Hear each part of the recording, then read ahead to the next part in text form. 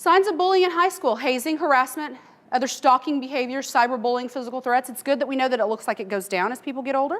Okay. Again, hopefully it's maturity. I don't know. But it changes, right? So why do kids not tell? We mentioned it earlier. Well, one, they feel ashamed and embarrassed. Nobody, I mean, we wouldn't want to admit, right, that somebody's making fun of us, that we can't take it, that we can't handle it ourselves. No, we wouldn't want to do that either. They're afraid the bully will retaliate. We discussed that because it amps up, right? Oh yeah, you told me, you tattled on me, here we go. And then sometimes it gets even less overt, right? Then it gets even sneakier. Okay? They feel the pressure to be quiet. They worry that nobody will believe them. If I tell, nobody will believe me.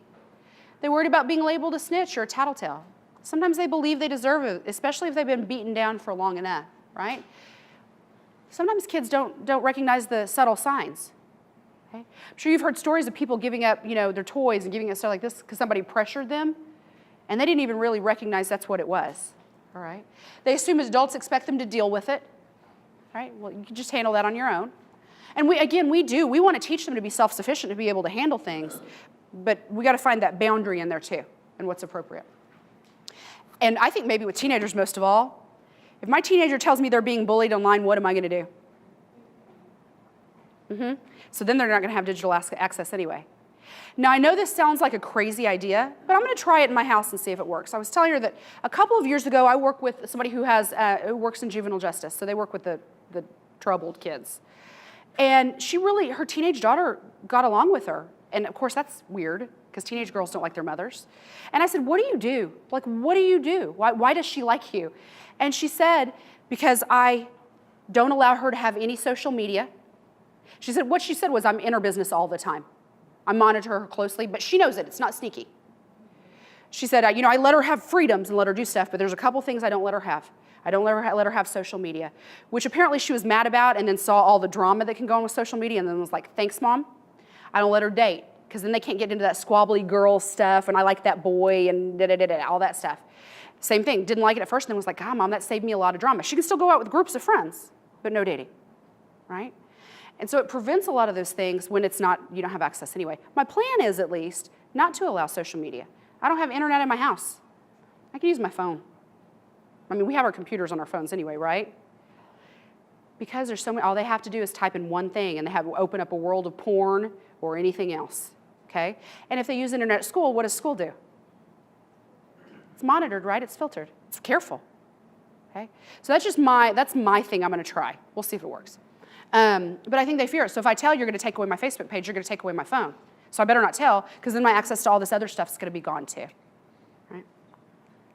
Oh, I want you to watch this. I just think this is like the best commercial. Catch what goes on in the beginning. This is about preparing your kids, okay? I'm not suggesting we have to go this far, and it's an insurance commercial, but I think it's cool, it's kind of sweet. Somebody's gonna get teary-eyed for sure. Well, okay, me, probably. But it truly is, we gotta prepare our kids about what's to come, and we can't just like hope it doesn't happen one day.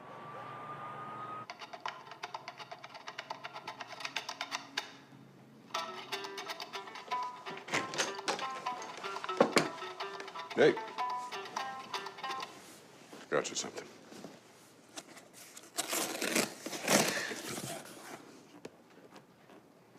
Start tomorrow, okay?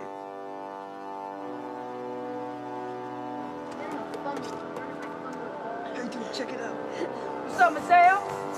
Where you going, Daddy's boy?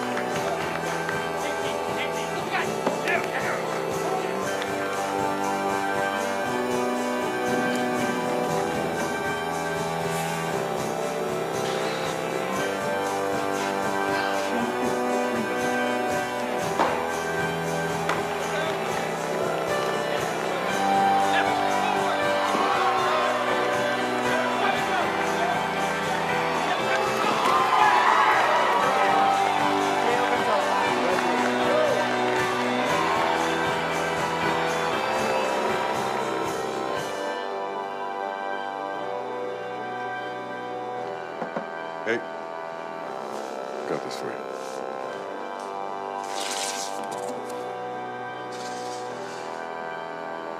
You like it?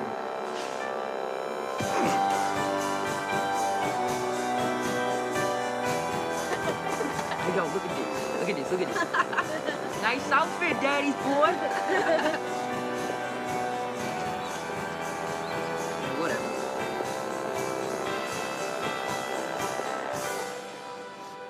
Okay, so it's a commercial, right?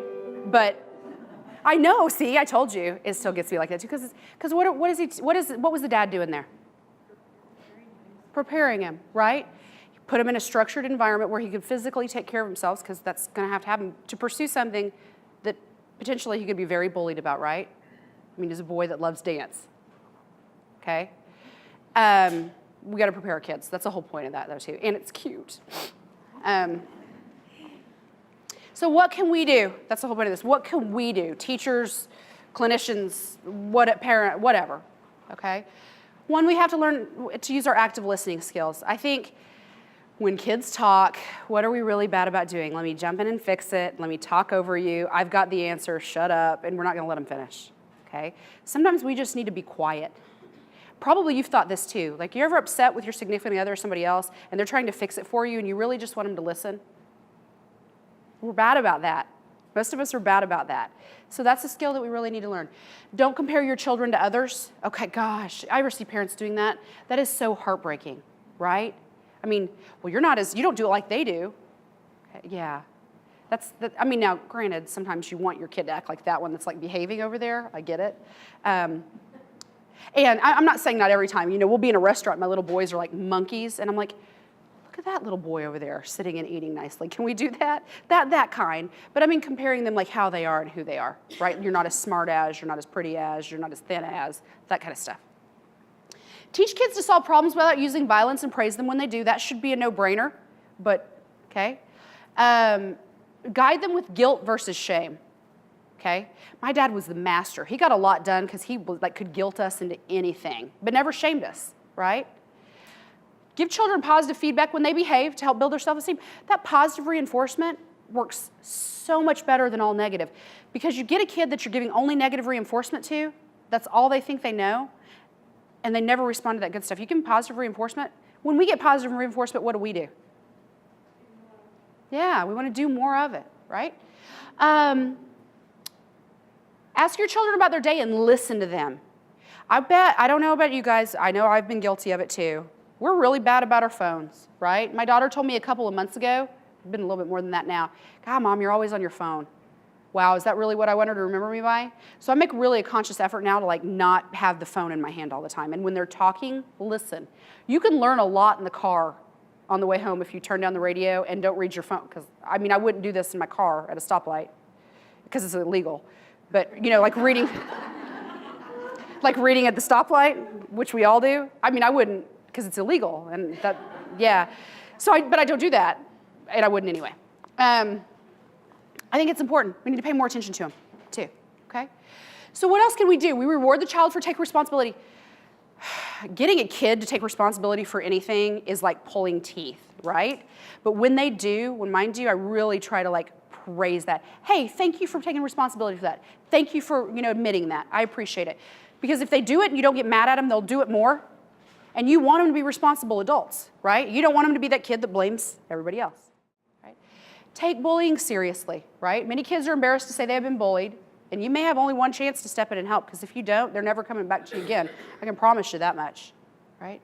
If you see any bullying, it is our responsibility as adults to step in. Like if we're out somewhere and we see it, we need to step in. It's our job. Because if we do more of that, what have we noticed? If somebody steps in, that 57% of the time, that bullying will stop, okay? Encourage your child to help others who need it. Don't bully your children or bully others in front of them. That should be obvious, okay? Many times kids see who are bullied at home and react by bullying others. I mean, you can see it with some kids, right? You see it and they're bullies, and then you meet their parents and you're like, oh, okay, well, I know exactly where they learned that bad behavior, right? Same thing, if your children see you hit, ridicule, or gossip about somebody else, they're also more likely to do it, because it's learned behavior. Well, mom does it, dad does it, right? It's okay for me to do it too. Okay? Support bully prevention programs in your child's school. If they don't have one, consider starting one with other parents, teachers, and concerned adults. It's not like it takes a bunch of money to start a program like this. It's education. It's getting together things like we talked about, like school assemblies. Because when people start talking about it and recognizing it, then it's not so shameful and things can stop. Okay? And again, statistically, you take in there how much bullying decreases when there's a bullying prevention program.